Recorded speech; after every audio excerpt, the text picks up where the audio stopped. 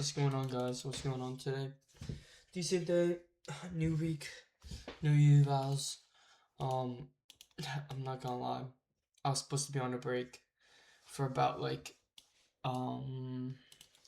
was supposed to be break from Thursday to next Thursday, but I got FOMO, and I feel like, yo, Loki, it might be an addiction. But I'm gonna stay true to my rules, and I'm gonna lock the fuck in, right? Anyways,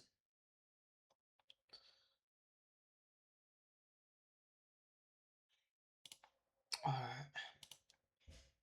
Anyways, alright.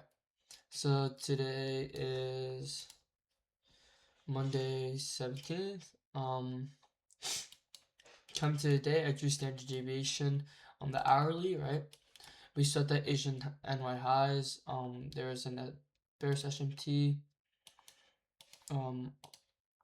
from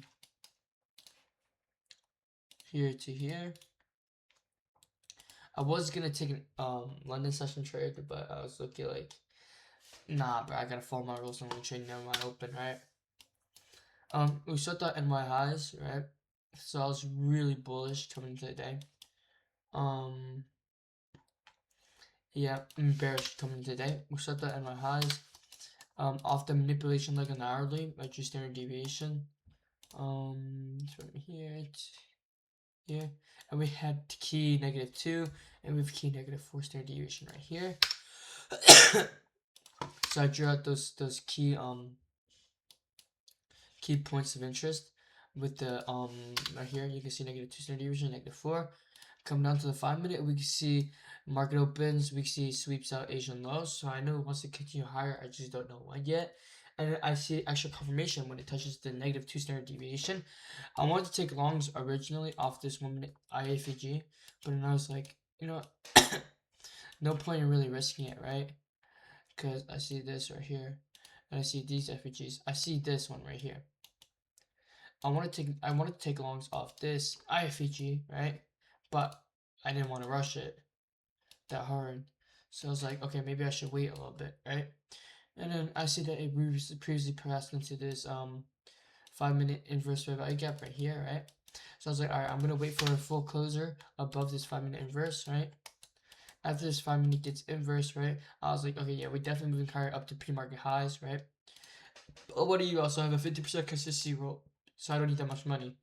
But I entered off the inversion, add my stops below the 1-minute gap, right? We can see price almost barely comes down here. I had my stops like I moved my stops over here, and I was like, oh no, I'm about to move it down here, right? As it hit around this area, right? I had it around break even, right? We can see price comes all the way up to here, up. I would have targeted this. This would have been my trade right here, right? And then shorts were really good because there's SMT at these highs right here. And this is where my friends entered option swing puts, right? Which is like pretty good entry, right? Because I think low key we're gonna come down, tap this rejection block, maybe go into -4 standard deviation. We do have SMT.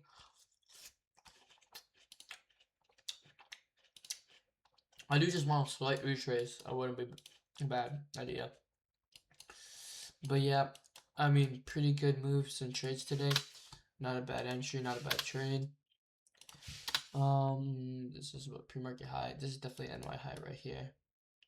But I've been taking trades off previous session lows and highs, which is, I think, been helping me way more, honestly.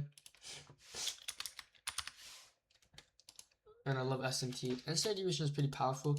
It's just that I use it as an extra confluence. This isn't my entry point. I've never entry off at standard deviation. Here.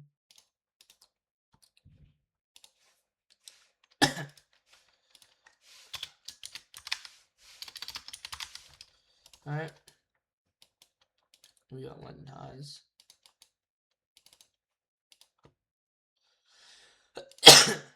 Alright.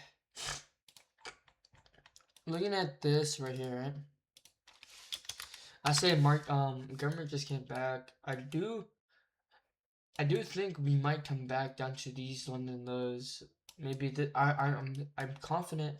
Like I would really like it to come down to this NY low, tap into this rejection block, maybe dump into this range right around here, right?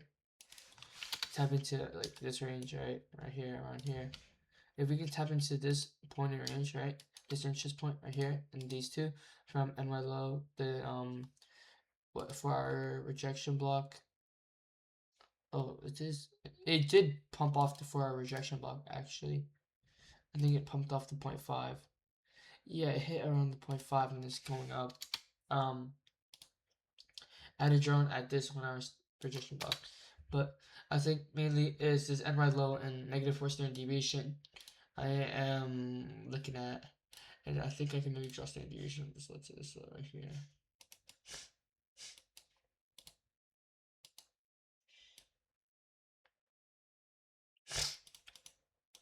Yeah, double standard deviation right here. And the 5-minute from this low to this low right here. Right. I have this drawn here, and I also have this 1-hour drawn. So you have overlapping standard deviation, which is a good sign of a strong point of interest in these two zones and areas.